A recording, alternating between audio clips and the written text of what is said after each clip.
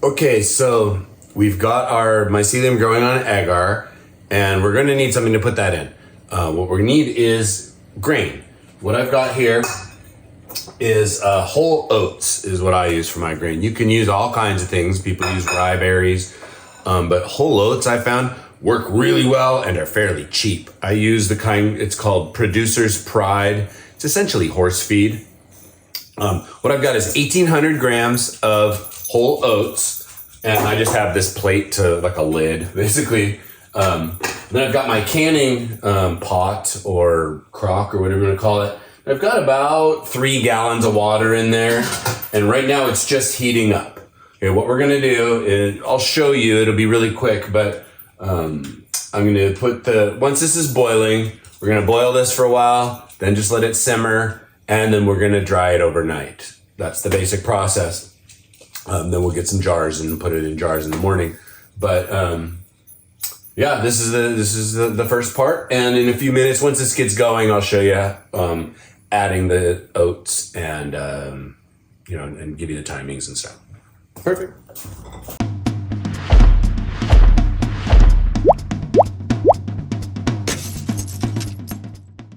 Okay. As you can see, the water is boiling. Let's go ahead and put the grain in. There we got a big boil here, rapid boil. I've got 1,800 grams of whole oats. Put it in there.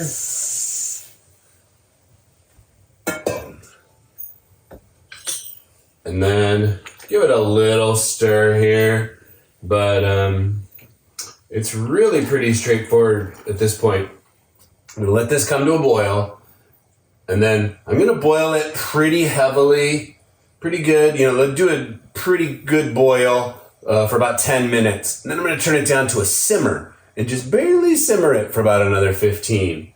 I'm not gonna make you watch the whole thing, don't worry. But that's what's gonna happen. You can see we get some floaters, but they'll go down after a little bit. I do look for anything weird. Every once in a while you get like a weird looking piece of straw or something. I'll take that out, but I don't worry too much. We're trying to hydrate the grain, right? What we really want to do for this part of the process is we want to get as much water as we can into the grain without it bursting, right? So if you overcook these, you'll get a whole bunch of burst grains and it's not going to be good. A few here and there is fine. I almost always see a few of them, but just definitely don't want to overcook it. All we really want is for the water to go in there, and then basically that will provide the moisture that the mycelium needs in the jar. And some people just soak it. You can let it soak forever. I found this method to be really useful, or really works for me. So other ways to do it, but I like to leave the lid on, just sort of cracked. That actually just sort of lets me do it. I can get the same boiling for a little bit less energy, so saves me money, basically. But there we go. What we'll do, I'm going to do this on my own, but then when they're done, I'll show you how I dry them, right? There's a few ways to do that too. I'll show you how I do it. All right, see you in about a half hour.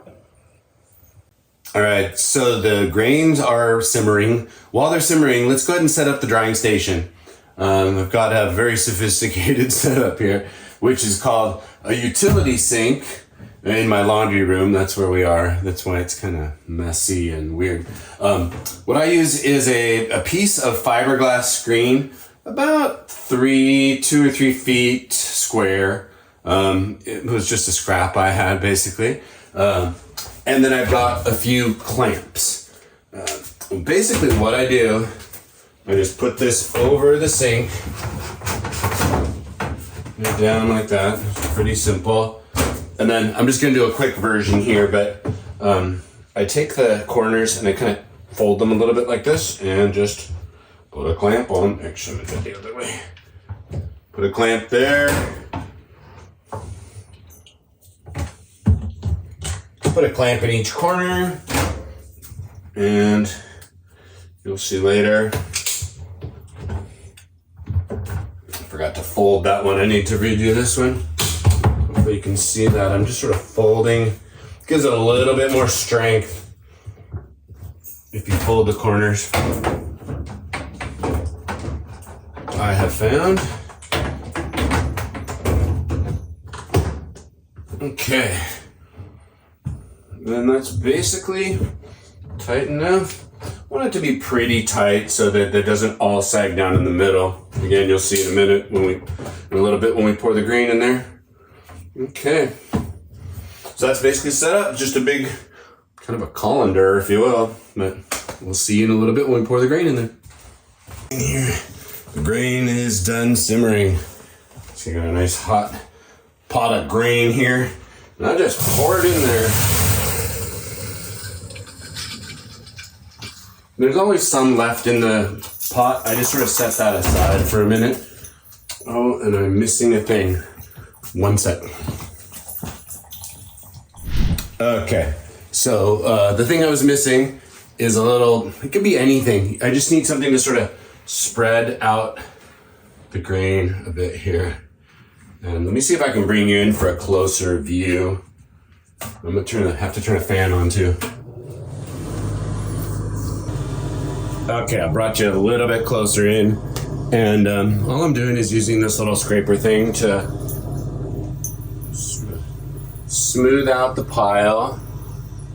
What I'm trying to avoid is just too much grain in one place. I want to sort of spread it out and kind of make it even-ish. And I don't know if you can see in there, but I see every once in a while there's a burst grain, but for the most part, they're still intact. That's at least worked for me so far. So, let me turn that fan off for a minute. So, yeah, this is basically going to sit here. I'll leave that fan on until the steam is done in this room, but I'm going to leave them sit here overnight. One time, usually before I go to bed, I'll come in and sort of stir it around a bit. I probably won't show that, but it seems to help. Basically, just want to let it dry now. We want the outside to be dry, but the inside to still be wet is the idea here. All right. Oh, and then remember I said there's usually some that sticks to the pot, right? So you can see we've got, I don't know, a bunch of grains there. I just hold it over and kind of bang on it. They almost all come out. And I'm just gonna, who cares about that last bit? All right, that's it. See you in a bit. All right, it's the next morning, about 8 o'clock in the morning. And the grain, it's not so wet now. It's dry on the outside, but it's still hydrated. Obviously, not obviously. I can feel it's heavy, it's wet. I have 8 quart mason jars here. For what it's worth, I really like to use the smooth ones because I can see in there really well, but these are a little bit hard to find. What I do at this point is just take the jar and scoop. I do a little kind of a double scoop. I'm looking for about that much. I want it down about 1/2 inch to 1 inch from the top. Oops. And so I will just do that for each jar. Just kind of give it a little scoop here, and initially I'm just going to go kind of close to what I think is right, and then we can even them out at the end. But you don't want to fill the jar up all the way because there needs to be enough room for you to, one, we got to add the agar, and then need to be able to break and shake it later. So there's got to be room in the jar for the grains to move around. Get these guys out of the corners here a little bit. This is not a perfect drying system. This is just sort of cheap and easy, and it works for me. And I've been doing this for years now, the same piece of screen even. So see about like that.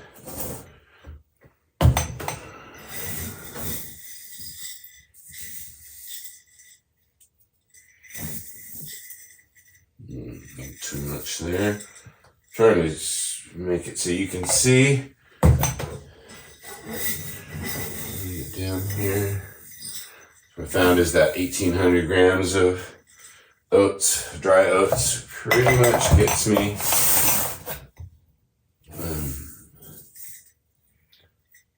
8 jars. All right, so now what I'm doing is kind of just taking a bit, adding a little here, a little there. Just kind of, these guys will settle a little bit too. Just kind of trying to even it out, give it a little bit more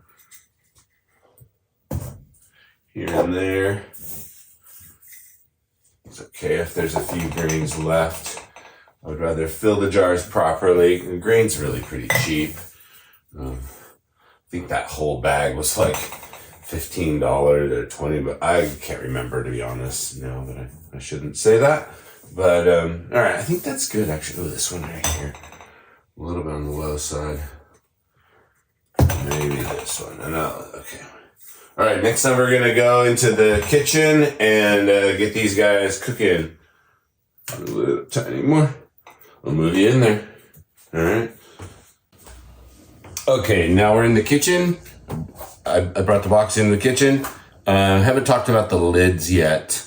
I use these ball kind of reusable lids with a micropose filter on them. There's about a 1/4 inch hole drilled through it, and these stand up really well. Really love the micropose filters. They go through the dishwasher, everything. They don't come off, so I really like those. So I put those lids on. All right, I'm gonna do one of these and then I'll just do the rest real quick. So what I do is put the lid on, and then we're gonna pressure cook it. So, and I don't want water to get in through that hole or splash up and get into the jar. So, okay, so this one's about done here. So, then anyways, what I do is I use aluminum foil, roll off about, I don't know what's up, 5-6 inches, enough where I can make a square. If I rip it in half, I usually cut it, but I just want to do this one. I end up with a 5-6 inch square, put it over the top, just nice down like that, okay? And then that's ready to go in the pressure cooker. We'll talk about that in a minute. I'm gonna go ahead and do the rest of these, and then we'll get them in there.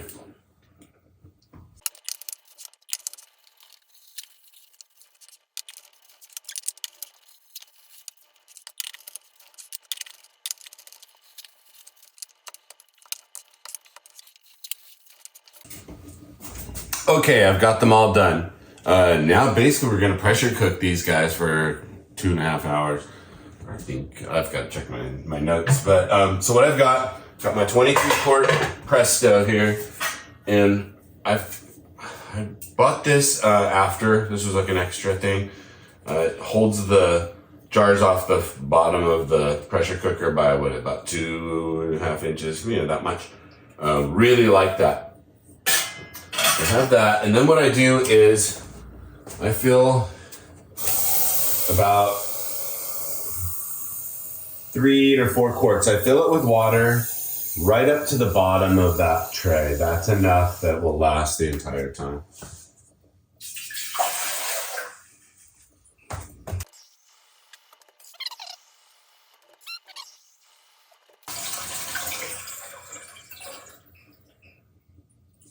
Okay, so the water is basically just touching that tray, or that rack, or whatever you want to call it.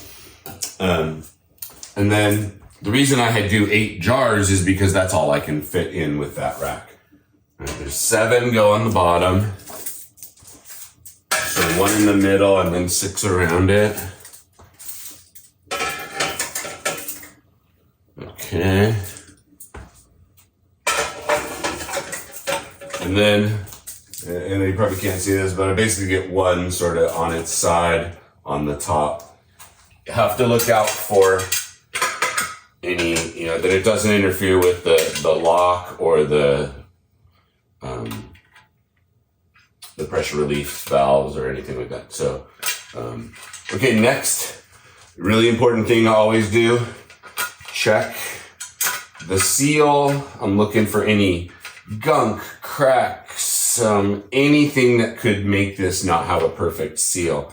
I also checked the tightness of these. I've had these things come loose on me. And that's pretty good. And then notice I took the weight off. Because the first thing we're gonna do is get this up to temperature. Right? We're gonna let this till it locks. So put this guy in. Come on. Not popping out on me. Okay. Guy on there and okay. Now I've also got here my weight. I have a quarter that I've basically just taped to the top. Makes it a little bit heavier, means I'll be cooking it more like 17 psi and not 15 psi, which just makes it a little bit hotter and a little bit more likely to kill everything. So at first, we're just gonna bring this up to a boil, and I'm waiting for this, the lock to pop. Not really meaning this for it to be like a how to pressure cook, so make sure you know your pressure cooker safety. Okay, we're starting to get some action. It's pretty close, but this kind of stuff is normal. There's some water pokes out of that guy, and then this guy starts to bubble a bit too. I usually take a towel and I'll kind of dab it a little bit. See how it's starting to, oh, there you go. Look, he's popped up. Hey, we got it on film. So that's popped up. Now I'll just let this go for 10 minutes. And it's just gonna sort of shoot steam out of there, and then allows the, basically it makes it so that the inside is the right temperature and allows these air pockets, steam to escape. Anyways, this is it's stuff that not everybody does, so you could just put the weight on, but I've learned from experts and I do what they tell me to do, so I'm gonna wait 10 minutes. See you in 10. Okay, it's kind of loud. It's 10 minutes later. You can see we still don't really have any pressure. That's because we need to put this on. So I'm gonna put the weight on. And here you can sort of see the quarter I have taped on there now too. And what that's gonna do is block that hole basically. And once the pressure gets to about 16, 17 PSI, this will start to rock. And then that means it's up to pressure, and then we'll start the timer. And we're gonna cook these for 2.5 hours once it gets to that pressure. So I'll show you that too here in a minute. Just takes a few minutes to get there. There we go. Okay. Once we get this action, now we're good. Now I start the 2.5 hour timer. I'm also going to turn down the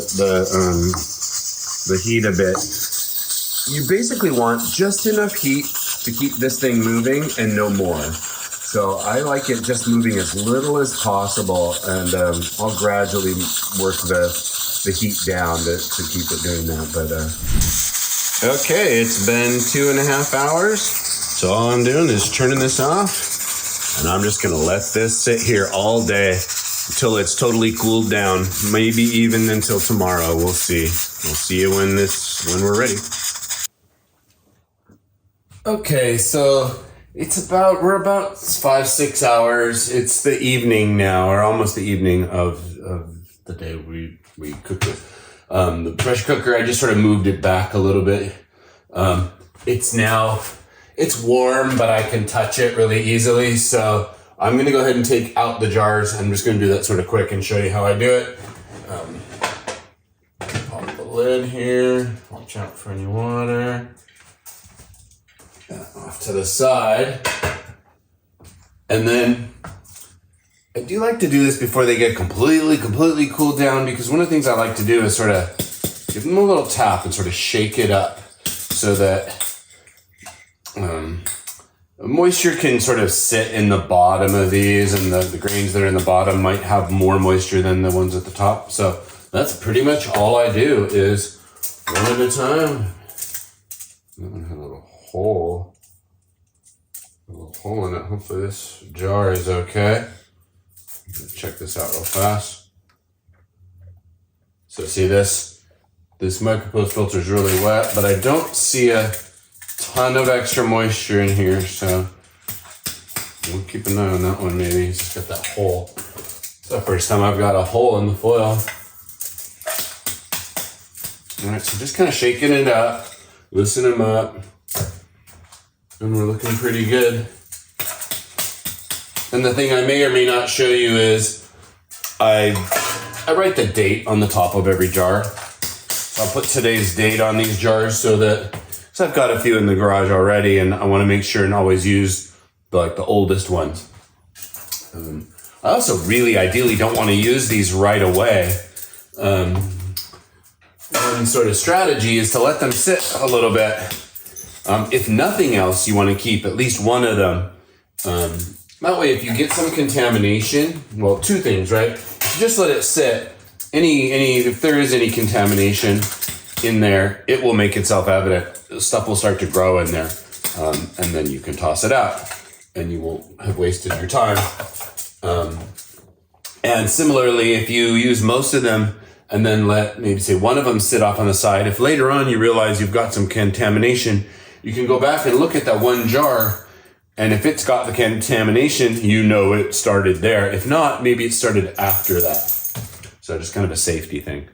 But that's about it. We've got all our 8 jars out now, and our one with a hole in it.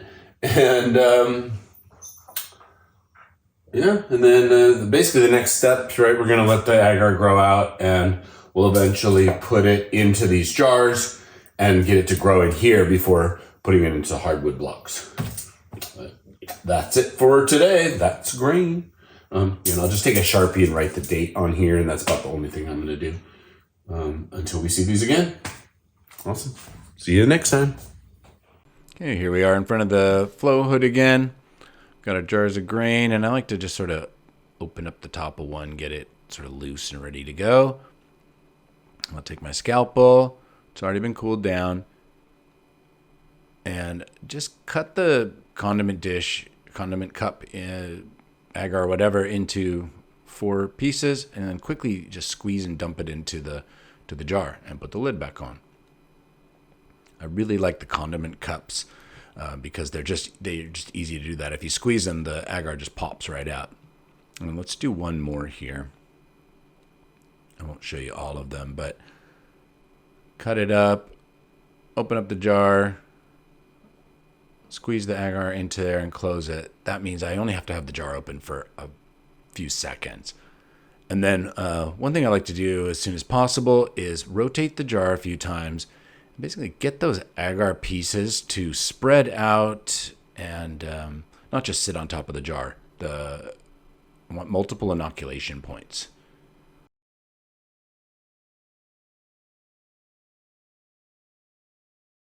Okay, we're back inside now. It's really kind of noisy at the laminar flow hood in the garage. And here we have 4 jars.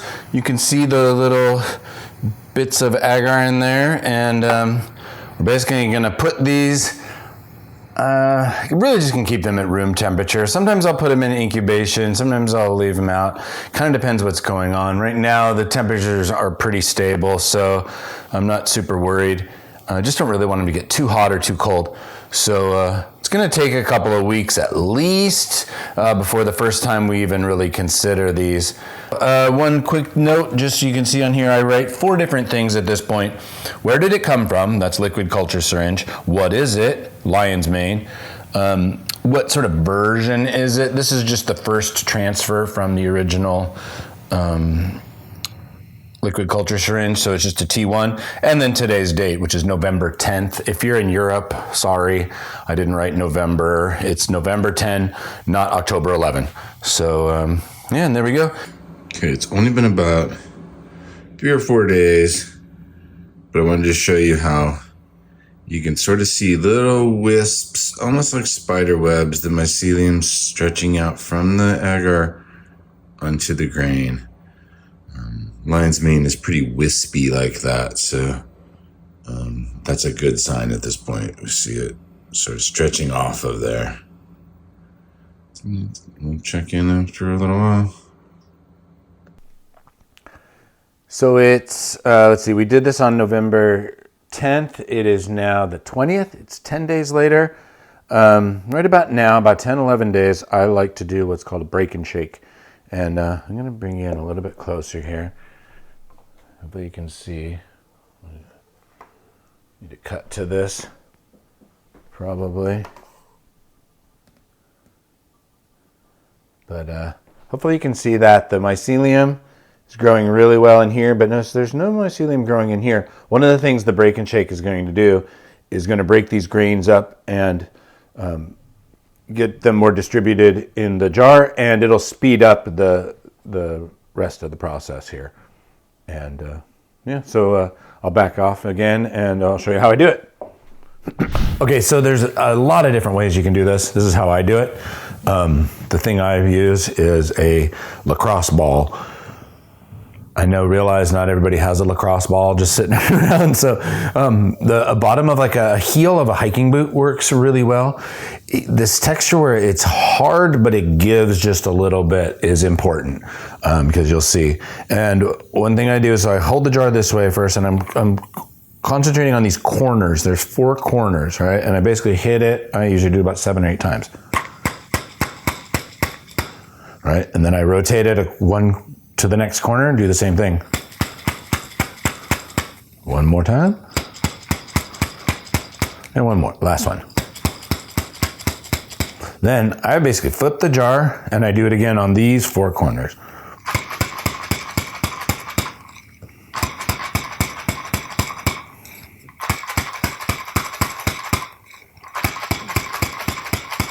Okay, and now I don't really need the lacrosse ball anymore, but what I'll do is just kind of shake it up, just to see if I've got it all, if there's any really big lumps or anything really hard in there still, which there isn't. And then once I know it's kind of free flowing, I basically rotate the jar 3 or 4 times in one direction, then I give it a turn, a quarter turn, do it a few times that direction, quarter turn, 3 or 4 times in that direction, and then another quarter turn. And I basically just mix it. There's a lot of ways you could do this. I've just found that by doing this, I get really nice, even distribution of the grain. And so you can see it kind of looks like the mycelium's like gone, but it's not. This definitely shocks it though. It's not, it doesn't love this, but it's also one of the things that'll happen now is between this time and the next time we do it, we'll really be able to check for contamination. If this is contaminated, we will know before we put it into a substrate. So I'm going to do the other 3 off camera. You don't need to watch. It's the same exact thing. But I am going to mark on here. All right, so on here, what I like to do, I put a little break and shake. And then I put today's date. So it's 11/20. 11/20. And then I just do a little line like that to kind of mark it off. That basically just tells me when I did it. Just starting to keep track of things. And I'm going to leave this spot for the next time we'll do it.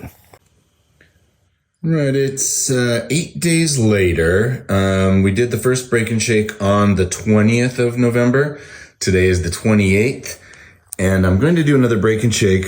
I won't show you that. I just wanted to show you the where this is right now. You can see there's a little bit maybe right there that's not fully colonized, but it's the mycelium is really throughout this entire jar. And what I'm going to do now is I'll do one more break and shake, and then we wait a couple of days. If it doesn't bounce back, if it doesn't look like this after a couple of days, that means you've got some contamination and you basically throw that jar out. If it bounces back just fine in a day or 2, go ahead and use it. And that usually means there will be no contamination, at least nothing major in the block. So we're going to go ahead and do that. And again, I won't really bore you with that. It's just the same exact thing as we did last time. I just hit it with the lacrosse ball on all the corners, about 8 points, and shake it all up and wait, and we'll see. Okay, this is just after the break and shake. I just did a quick one, honestly, with my hand. I didn't even used the lacrosse ball. It wasn't that bad.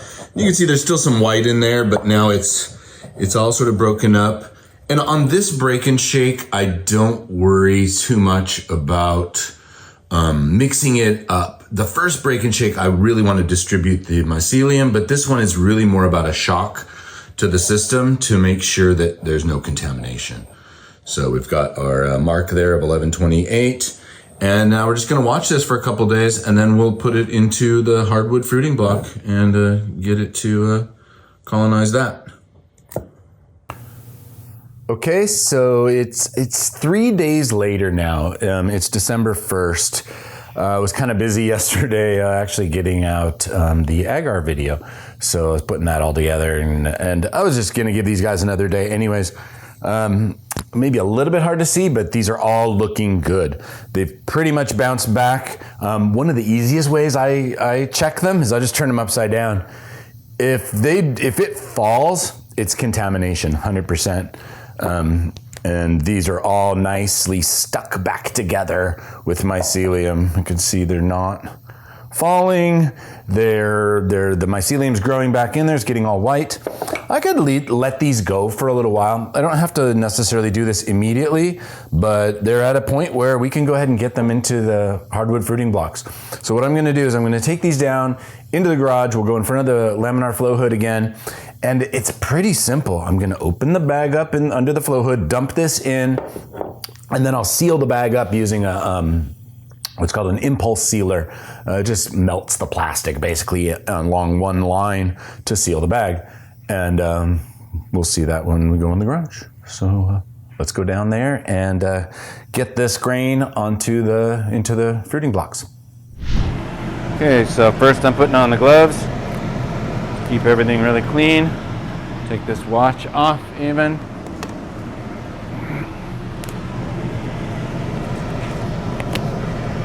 Everything here is all sprayed off. Impulse sealer is right there. Do a lot of some good hand sanitizer.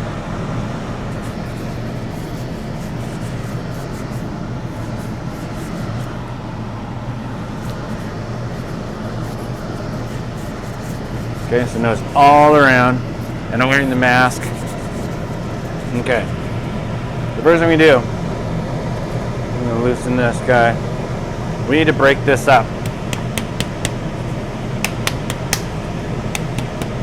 Doing another break and shake, basically. You need this good and loose so that all the grains can go to different places and give us many inoculation points. Okay, that's pretty good. There. And now this guy, it's actually pretty well sealed from the pressure cooker. But there we go. All right. Get it's a little on the wet side there, but all right. And all we do, open it up. This, actually, let's get this a little bit loose. Break this up. Get it ready for the grain.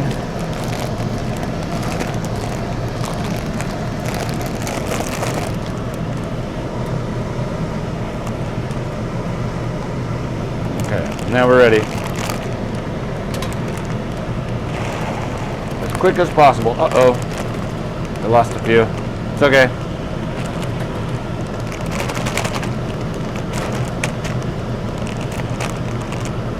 Okay.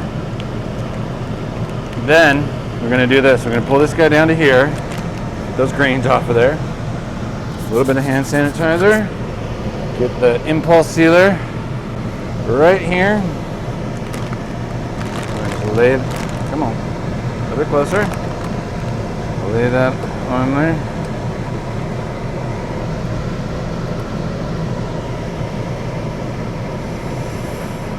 Pop it up. And I'll check it. What I usually like to do too, to make really sure. Not on the same spot, but in two different spots right next to each other. Okay. So that is now sealed across there. Well, for the most part. It's being a little weird, so I'm gonna do another one.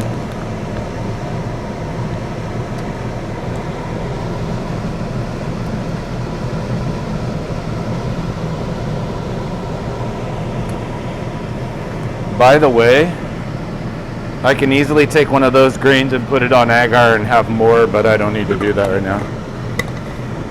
Okay, then we do 3 nice. Those ought to keep it, right? And this guy goes back up. And then what I want to do is kind of, I like to push it in from the sides. I want all that grain to get down in there if we can. Get it all spread around.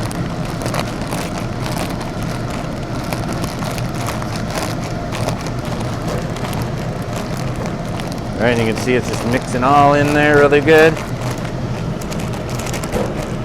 Okay, getting any little bits, little green bits out of there. They won't really do too well up there. And then the final thing, I'm gonna smash this down, but let's take the sticker off of here.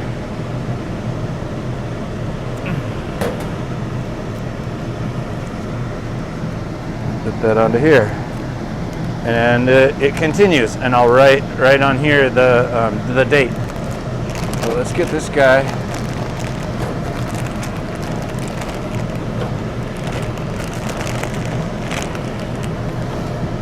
All right, and that's pretty good for now. I'm gonna get that going, and now we'll put that in incubation. Okay, we're back inside. I went and did the rest of the other 3 bags. Got them all here, and now they're going. I'm going to take them upstairs. I'll put them in my office. It's a fairly stable temperature, and basically they're just going to sit at room temperature now until these blocks are totally colonized. I'll show you as we go along and stuff, but it's going to be a while. It's going to be some weeks before these will be ready. Then we'll get them into the fruiting chamber. I'll show you all of that stuff as well, and get them to actually make us some lion's mane. Hopefully we get some nice big ones, but we'll see. But yeah, here we go. I've kind of, one thing I do at this point is I kind of shake them back and forth a little bit, just get them to settle as much as possible. Kind of want them to be a little bit tight, but the mycelium will tighten it all up. So yeah, I'm gonna take these upstairs, and we'll see you on the next step.